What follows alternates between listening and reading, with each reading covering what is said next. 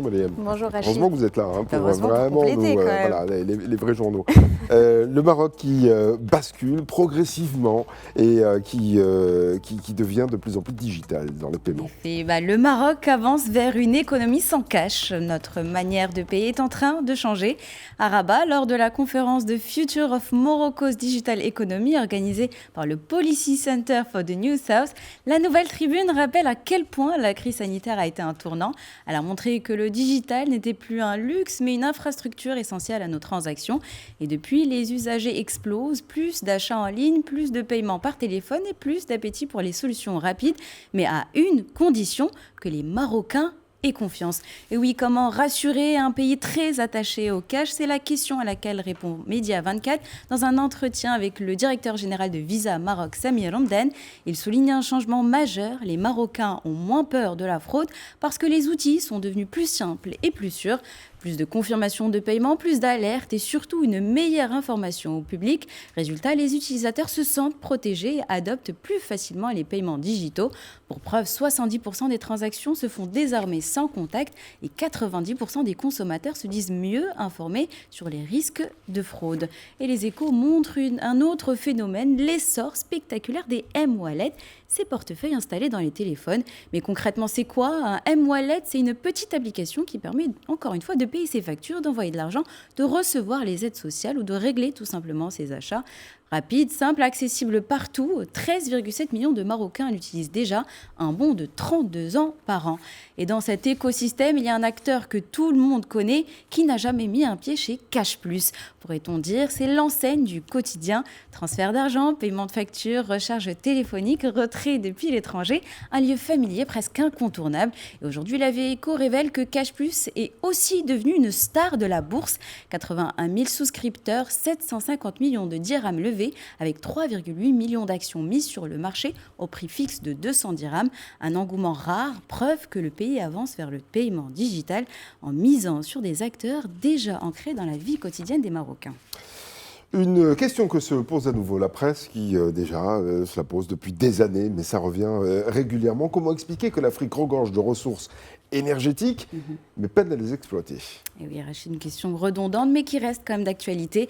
Et il y a quelques générations, nos parents ou nos grands-parents racontaient qu'ils faisaient leur devoir à la lueur d'une bougie. Et pour Emmanuel Malamba, 27 ans au Malawi, ce n'est pas un souvenir d'antan, c'est sa vie d'enfant. Et Emmanuel n'est pas un cas isolé. Pour des millions d'Africains, l'obscurité n'est pas une métaphore, c'est le quotidien. C'est ainsi que s'ouvre le rapport State of African Energy 2026, cité par la Chambre africaine de l'énergie. Le constat est dur, 4 personnes sur 5 privées d'électricité dans le monde vivent en Afrique subsaharienne. Dans 8 pays, du Niger au Burundi, les taux d'électrification tombent sous les 30%. Alors justement, comment expliquer ce paradoxe d'un continent riche en énergie, mais pauvre en lumière? Et Afrimac publie aussi un rapport frappant. Avec 17 000 milliards de mètres cubes de réserves prouvées, l'Afrique est l'un des continents les plus riches en gaz. Pourtant, elle n'en consomme qu'une fraction, 178 milliards de mètres cubes par an, soit très loin de son potentiel. Encore une fois, on va essayer de comprendre pourquoi. Parce que près de la moitié de ce gaz sert uniquement à maintenir des réseaux électriques fragiles et que le reste n'alimente pas assez l'industrie, faute d'infrastructures adaptées. Sans investissement massif dans les pipelines, la transformation industrielle et les réseaux régionaux, une grande partie de cette ressource restera sous terre. Un défi majeur pour un continent où la demande énergétique va tripler d'ici 2040. Et à Rabat, Infomédiaire décrypte une initiative clé, la mission 300, lancée en 2024 par la Banque mondiale et la Banque africaine de développement pour accorder 300 millions d'Africains à l'électricité d'ici 2030, soit bientôt.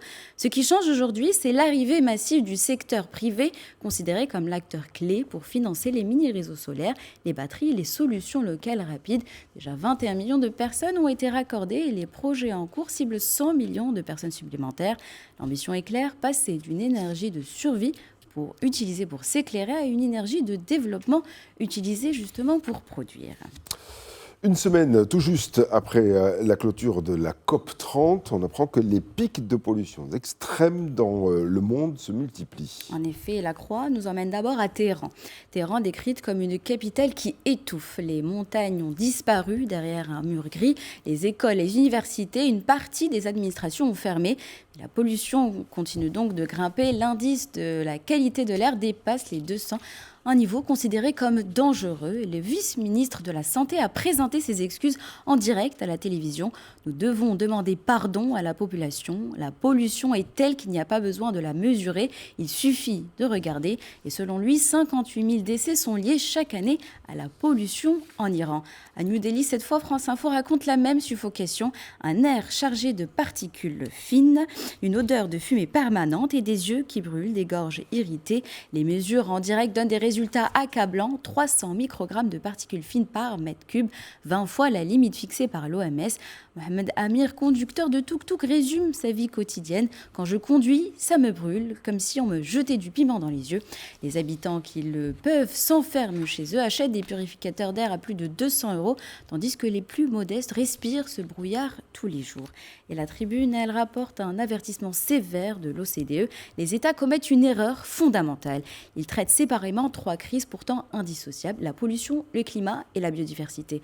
Résultat, des politiques publiques inefficaces, des solutions qui résolvent un problème mais en aggravent un autre. L'OCDE rappelle par exemple que les énergies renouvelables peuvent elles-mêmes détruire des écosystèmes lorsqu'elles sont mal conçues. Un message clair, la planète ne souffre pas de 3 maladies mais d'un seul syndrome aux multiples symptômes. Et cela exige une réponse globale et non fragmentée.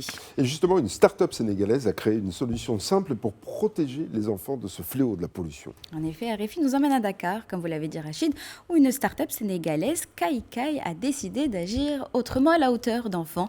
Dans une école, un petit boîtier fixé au mur analyse en temps réel la qualité de l'air et dès qu'un pic est détecté, une alerte arrive dans l'ordinateur du directeur. Quand il y a par exemple une tempête de sable, on prévient les parents pour que les enfants portent des masques ou qu'ils restent à la maison. Depuis l'installation de ces capteurs, les élèves asthmatiques sont moins absents, les maladies respiratoires reculent et les enseignants savent enfin quand l'air devient dangereux. 50 écoles sont déjà équipées et Kaikai milite aussi pour une nouvelle loi sur la qualité de l'air pour le pays, dont la dernière date de 2004. Il ne faut pas oublier que les enfants, lorsqu'ils sont petits, sont à portée de pot d'échappement. Et donc, il faut essayer d'éviter de passer trop près des voitures, évidemment. Nous sommes aujourd'hui le vendredi 28 novembre 2025. Quel autre 28 novembre avez-vous retenu dans l'histoire ? Aujourd'hui, c'est un voyage dans l'espace, mais aussi dans l'histoire. Donc, je vous emmène le 28 novembre 1964, jour où, pour la première fois, l'humanité photographie Mars. Sur une base de la NASA, une petite sonde s'arrache au sol dans un rugissement de flammes. Son nom, Mariner 4, sa mission, atteindre une planète dont on ne sait presque rien, sinon qu'elle fait rêver les astronomes, les écrivains et tous ceux qui imaginent peut-être une civilisation martienne. Un cliché reconstitué par les scientifiques de l'époque qui lève le mystère sur une des plus proches planètes de la Terre. Et qu'est-ce qu'on y découvre ? Pas des martiens, malheureusement, mais une planète sèche, froide, balayée de dunes et de cratères ocre comme un désert oublié. Et depuis ce jour, chaque 28 novembre, nous célébrons la journée de la planète rouge. Et plus de 60 ans après, Mars continue de nous surprendre. Cette semaine encore, des chercheurs ont enregistré pour la première fois des mini-éclairs martiens. Pas d'éclairs comme sur Terre, mais des claquements, bref, presque comme des étincelles qui témoignent d'une atmosphère plus vivante qu'on ne l'imaginait.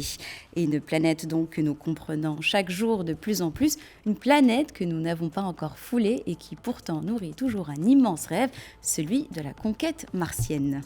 Merci beaucoup, Mariam Koukaïna. Et puis, je rappelle que tout à l'heure, on n'ira pas sur la planète rouge, mais dans la ville Ocre. Et ce sera pour le Festival international du film de Marrakech avec Ilham Barada.